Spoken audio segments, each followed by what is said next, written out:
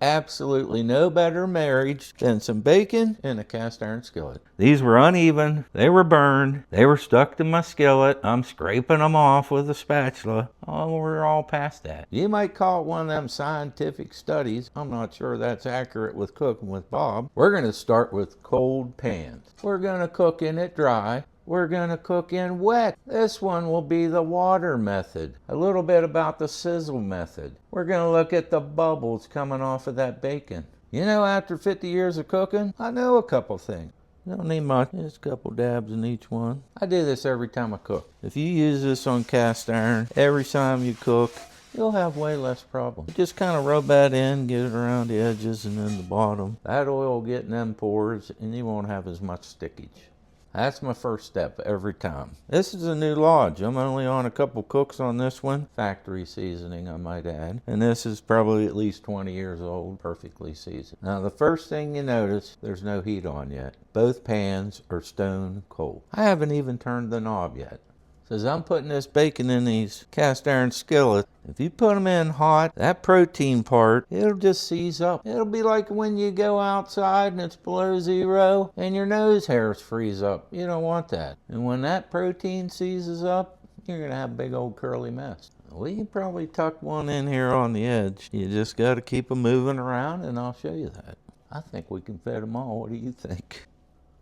So I chose these two. One, I wanted a factory seasoning. Two, I wanted small so you could get a good shot, see what happens. A lot of times this is the issue with cast iron cooking bacon. They're bigger than your pan. Now granted, I could bring the big old skillet over, but then you gotta be real careful about that hot spot in the center. We're gonna try these small ones today. I was wondering is when I started cooking this, I was trying to figure out if I could do the math on how many pounds of bacon I've cooked over 50 years. My calculator doesn't go that high. Just take some water, put it in that pan. You don't need a lot, that's plenty. Just cover that bacon with water. Just a smidge, like that much above the bacon, maybe even that much. So now we just put some fire to it. Now we're going to start just below medium. So that one's below medium on the dry. And this one is below medium on the wet. Now we'll take real close attention to our senses. That's the key to bacon. Your eyes and your ears and your nose. That's what you need. Well, you need a hand too, just to flip them, of course.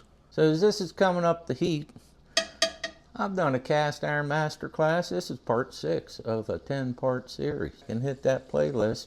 It'll take you right to all of them. And I appreciate you watching them. So this is key, that sizzle. You got a lot of sizzle going on. So we're probably a smidge too high. So just turn it down a couple little dots on your stove top. And just kind of keep moving these around. All that moisture's coming out of that bacon. We need to get the fat rendered, but not overcook it and get it stuck.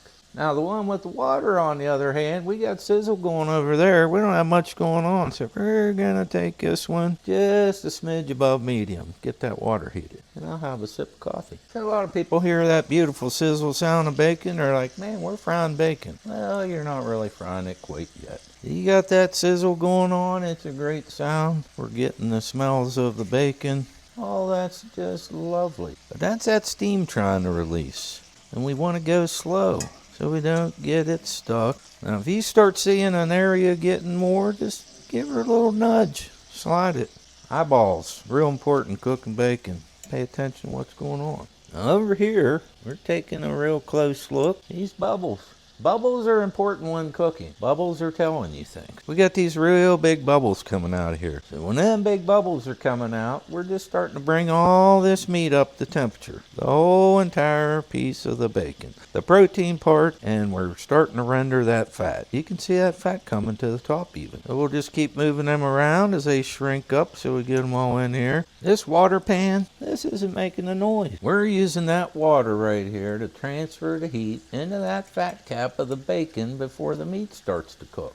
We want that white fat to turn into liquid gold. If you burn the meat before the fat melts, you get that chewy, rubbery bacon. Most people doesn't like that taste. And you know, my mommy always said, Bob, patience puts the flavor and the love into the food. You don't want to rush your cooking. Take some time, make sure everything's okay.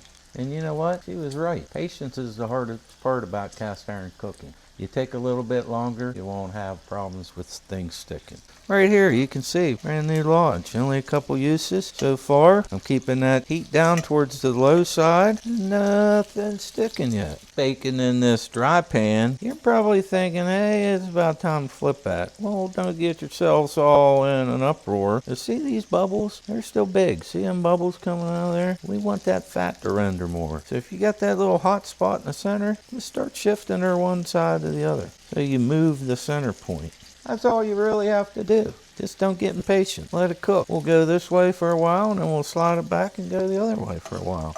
On this water side, so you can see out here on the edge, we're simmering. So it's pretty even heat. Unlike this one, you can kind of tell we're getting a little bit of a hot zone there in the center. That's what happens. I started out the pan with no heat. A lot of times I think that prevents your bacon from sticking. But then you don't get this preheated like I did in my heat control video, which you can obviously go check out. You do get a little bit uneven. So on this wet one, we can see all them bubbles are getting pretty small. We're starting to evaporate the water, so we're going to go ahead and give these ones a flip. So we're back to the dry pan. I think it's flip time. You can see all them bubbles are getting real small. That's always a good trick. So we'll just pull these over to this way and let that center cook that edge. I'm just watching these bubbles. See along here how that's kind of turning into a foam?